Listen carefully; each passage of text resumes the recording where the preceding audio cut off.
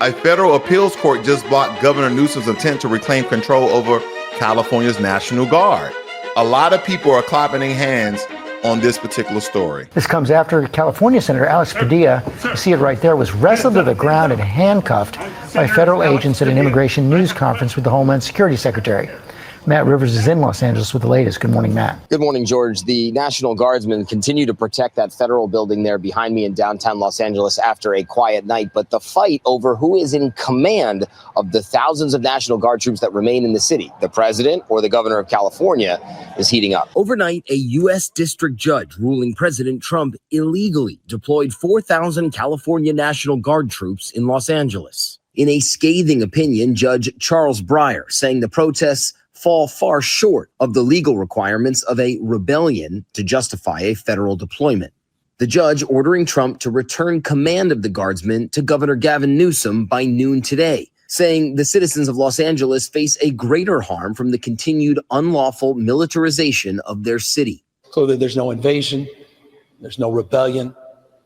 It's absurd. But then just a few hours later, a federal appeals court putting that order on hold after a late-night appeal from the Trump administration, ruling Trump can keep the California National Guard deployed for now. There you have it. And here's the senator of California acting a straight fool. I'm Senator Alex Padilla. I have questions for the secretary. This coming after growing fallout from California Senator Alex Padilla's forced removal from a DHS press conference in Los Angeles. We were in the room. So the crazy thing about this particular story is that an appeals court actually stated that Trump can keep LA California National Guard in place, that they're still under the jurisdiction of the federal government. So this is very important. Now we have judges that are now supporting the president. And at one time, they will always define some of the president's order of revoking some of the executive orders and or laws. But when it comes to the safety and sanctity of California American citizens, the judges are now backing by appealing the revocation and the extraction of those National Guard troops and render the authority back under the state, under Governor Gavin Newsom. So again, this is very important that we understand that the president is still running things. The president is still in charge. And now he has the backing of a lot of the judges there within that jurisdiction. Now, here's one big thing. The Trump administration is ordering 500,000 immigrants from 4 countries, as I stated before, to leave. Haiti, Cuba, Nicaragua, and Venezuela to leave the U.S. in the next 2 years. He gave them 2 years. He even gave them 1 year. He didn't give them 6 months. He gave them that you must leave our country within the next 2 years. These are the individuals who were here under temporary protective status, and now DHS is telling them to pack up. Now, some people are applauding this because in some regards, this is due process. You have 2 years to leave. So you literally have 2 years to get your affairs in order and move anywhere else in the world except for the United States of America. The department even offered $1,000 to anyone who leaves voluntarily. And critics state that this is heartless, and supporters say it's the law. But one thing's for sure, this is the largest deportation order we've seen in years. He's stating that 500,000 people must go. Let's keep one thing clear about citizens of America, American citizens. American citizens come from all different walks of life, creed, backgrounds, religion, race, cultural demographics, etc. So let's have a real conversation today. A deep, soul-stirring talk about what it truly means to be a Black American in a country that's never stopped asking us to prove our worth. They're always asking foundational Black Americans to prove our worth, even after centuries of bold accounts of acts, centuries of blood, sweat, brilliance, and sacrifice. See, we didn't just arrive here. We didn't hop off a plane or a boat seeking a new opportunity. No, we were forced here. Some of us was already here. And those who were forced here, we came here shackled in chains, stripped of names, of culture, of language. But even through the horror of slavery and Jim Crow, we didn't just survive, we built, and we're still building. We innovated and we dreamed. Yeah. Let's take it all the way back. The first railroad, built by enslaved black hands, not the Chinese. The Chinese did help build some of the railroads in America, but the first railroad was built by black Americans. The first patent airship, the first patent air machine was patented by a black man by the name of Charles Page, actually 1 month before the Wright brothers.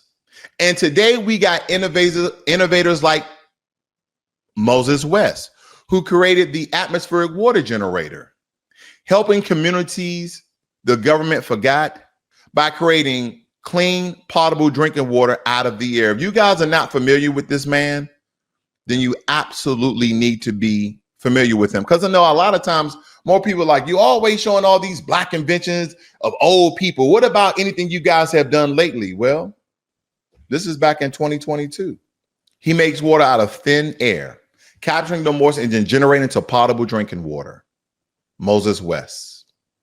What about one of our brothers by the name of Julian Brown? This brother here, this young brother.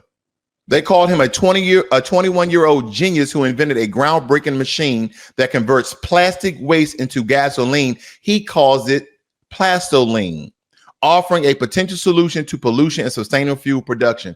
If any country in their right mind, and I'm thinking China, if any country in their right mind, one, give him the ultimate protection, give him 100 people to protect this man, then two, do a brokering and licensing deal of this technology. He should not sell his technology.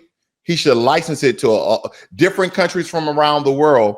And one continent in particular, which I've been to 3 countries, is Africa. Africa has I mean, everywhere. The countries I've been to, they had it everywhere of plastic waste. And if you guys are not familiar with the process of America, where we send our plastic waste to, we send our plastic waste on ships to China. So if I was China, I would acquire this young man as well and his technology and protect him. Because again, China, again, is still trying to be the #1 country in the world. And if they acquire this young man, they give him some large $1 billion contract and they license his technology, China has megatons of plastic waste in their country. Think about if he licensed with every country around the world, basically turning all the plastic waste that we have in our oceans and our seas and our landfills and people's yards on the side of the road. Think about all the plastic waste. Remember where people used to take those carts in America and you used to see people walking around different cities picking up aluminum cans, and you used to get 5 cents per can and 10 cents per glass bottle, etc. This picture, the many of Americans basically collecting all of this plastic waste, taking it to a reactor that he created and putting that same trash inside of your vehicle as fuel. Julian Brown. This gentleman is from Atlanta, by the way. He's from Atlanta, Georgia, that is. But our ancestors didn't have Google. They had grit. They didn't have stock portfolios. They were the economy. We're talking about Indiegogo, cotton, tobacco, sugar, hard labor, building buildings, whether it be the Capitol, the White House, the monument. It goes on. Empires were built on Black American backs. And let's be real. If we left tomorrow from America, this country would collapse overnight.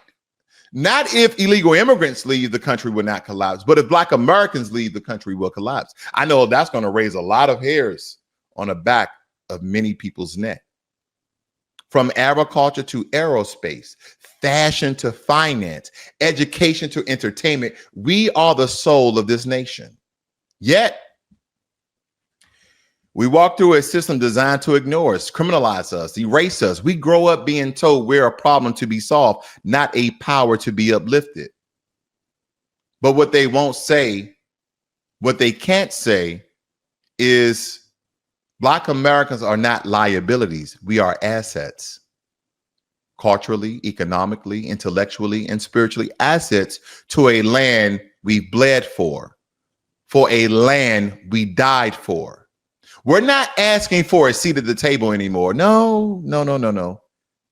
We built the table. We carved it from the trees we cut down. And yet we are the ones expected to carry the moral weight of a country that still refuses to reconcile its sins.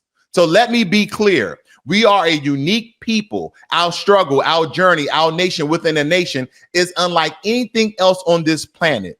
Just like every race has its distinctions, every race has them. Every race has its distinctions. Black Americans have our own. We are foundational, not just a part of the American story. We are the beginning, the middle, and will be the future. And because of all of that, many Black Americans do not support the exploitation of our struggle by aligning with movements that sideline our issues. So the answer is clear. No, don't expect us to march in ICE protests for illegal immigration when we're still fighting for basic human dignity. Do not expect us to march and protest in anti-ICE protests for something that is illegal to the laws of the country that we help and that we foundationally built from the ground up. So no, do not expect us to march in anti-protest to keep people who are illegally in the country still demanding clean water, quality schools, affordable health care, police accountability in a nation that we built. And I get it. We built the foundation, and there are Irish and Scottish and Hispanics that came over and built later. But when we're talking about who built those first roads, who laid out the infrastructure outline of America, who did some of the slave breaking, back breaking work? Foundational Black Americans. And let me be very crystal clear. We love this country, but we also hold it accountable. We love this country, but we also hold it accountable. We can defend it from enemies. At the same time, we can demand justice from its systems. We are not a burden to this country. We are an uplift and a rise, and we're the blueprint of this country. So I know a lot of people are not going to take kindly to this. I understand. But you're dealing with a different type of people here. And believe it or not, those people are foundational Black Americans. We're not better than anyone else. We're just different.